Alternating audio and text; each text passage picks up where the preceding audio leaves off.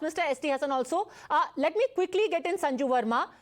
Did you engineer this whole thing? वैसे तो you are the ones who get in AIMIM also, Sanju Verma. Did you engineer the humiliation of S.T. Hassan also? Padmaja, come on. You're such a seasoned and reputed journalist.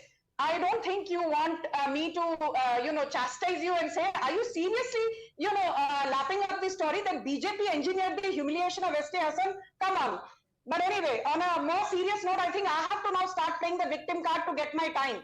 Because BJP, as you said, is portrayed as the villain no matter what. I will say this on a more serious note, Padmaja. And you presented this data very succinctly on so many of your shows that you've done, particularly with respect to Uttar Pradesh.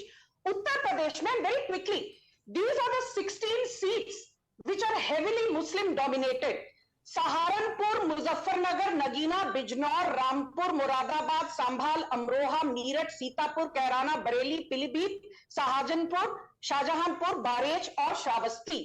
And I want to tell people that इन 16 सीटों में जो सबसे ज्यादा टक्कर होगा वो एक तरफ है बीएसपी और दूसरी तरफ है Congress SP combined.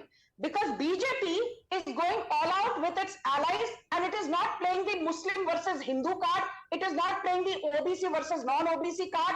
But since we are talking about caste politics, let it be known that Uttar Pradesh Lok Sabha 2009 में हमारा OBCs के बीच में उत्तर प्रदेश में vote share was only 22%.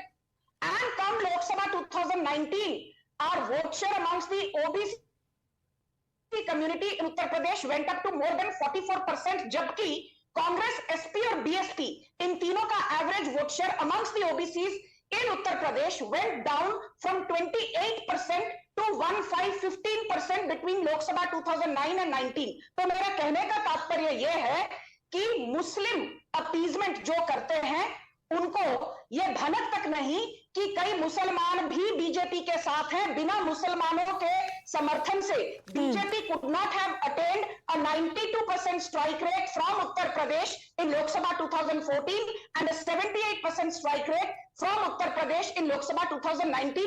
पहला पॉइंट ये है. और दूसरा पॉइंट ये है कि बिना ओबीसी के समर्थन से उत्तर प्रदेश जीतना नामुमकिन ही नहीं, मुश्किल है.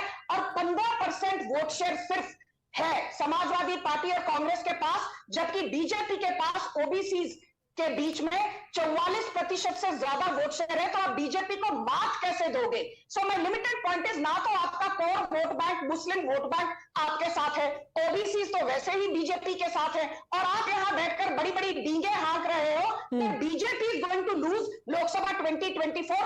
वेक up and smell the coffee. The math does not add up in your favour. The math adds up in our favour. Abbas Haider, it has been often said about the BJP, and rightly so, that they don't give tickets to Muslims. Now let me give you some interesting data which most people miss. This time around, out of the 25 seats in Rajasthan, not a single ticket has been given by your alliance partner, the Congress, to a Muslim. Do you know, in Telangana, after the new Revant Reddy ministry was made, not a single Muslim has been made by minister. Not a single Muslim minister in the Telangana cabinet of Revant Reddy, which is again a Congress government. In Rajasthan, where Muslims have been not given any representation, at least 10 Lok Sabha seats are dominated by Muslims. 15 Muslim candidates had been fielded by the Congress and had won their seats. Actually, 4 out of 15 Muslim candidates in the Rajasthan Assembly elections had been won by the Congress. Yet, you end up blanking them out, and others are called communal. Now Asaduddin Owaisi is calling your bluff.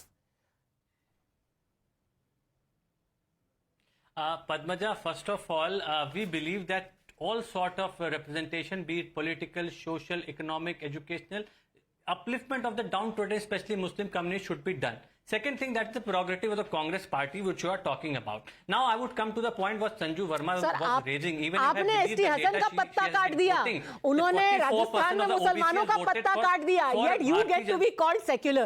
That is my question. नहीं, हमने नहीं, ST Hasan साहब का नहीं, this is wrong. No, हमने किसी का पत्ता नहीं काटा. एसटी हसन साहब is still a member of Samajwadi party and we have immense respect for him. Sir, he himself is saying कि मेरे साथ खेला कर दिया. से यूपी में लड़ रहे हैं. और मुझे लगता है जो भी नहीं, जो गड़बड़ी अगर कहीं पे हुई है, that will be taken care of. Okay, let's quickly get him in also before you respond. ST Hasan साहब, यहाँ पे अब्बास हैदर कह रहे हैं कि आप लॉयल कार्यकर्ता हैं, दूसरी तरफ असदुद्दीन ओवैसी कह रहे हैं कि आप जैसे लोगों को सिर्फ अखिलेश यादव दरी बिछाने के लिए रखते हैं। किसके साथ आप इत्तेफाक रखते हैं? देखिए, जो उन्होंने ट्वीट करा है, ये आधी बात तो सच है, क्योंकि इन्होंने मुझसे ये बात कही थी, पार्लियामेंट का सेशन चल रहा था, पहली लिस्ट आई थी और इन्होंने कहा था हसन साहब आपका नहीं हुआ। मैंने कहा तो पहली आई है तो आ जाएगा। तो कहने लगे कि आपके नेता आपको टिकट बी फॉर्म हरगिज़ नहीं देंगे, आप लोग दरिये बिछाते रहेंगे। तो बी फॉर्म तो दिया था, देने के बाद वो कट गया, नेता ने तो दिया था मुझे, इन्होंने कहा भी था। लेकिन जहाँ तक सवाल इस बात का दरिये बिछाने का, समाजवादी पार्टी ने मुझे इससे पहले मेयर बनाया था, इसी प्लेटफार्म से, अल्लाह के करम से मैं मेयर बना और इसी प्लेटफार्म से मैं सांसद भी बना था। ST हसन एहसान फरामोश इंसान नहीं है। पार्टी ने कितने मुसलमानों को MP बनाया, कितने मुसलमानों को राज्यसभा भेजा, कितने मुसलमानों को पार्टी ने लोकल स्तर के ऊपर चुनाव लड़ाए और कितनों को MLC बनाया। तो वो सिर्फ दरी नहीं बिछाई है, उन्होंने मेहनत करी है। और हम लोग समाजवादी पार्टी में सिर्फ इसीलिए हैं क्योंकि समाजवादी पार्टी इंसाफ करती है जनता के साथ, हक की अब आवाज़ बनी है समाजवादी पार्टी, और ख़ास तौर से मुसलमानों के साथ हक की आवाज़ बनती है और हक दिलाती है और इंसाफ करती है।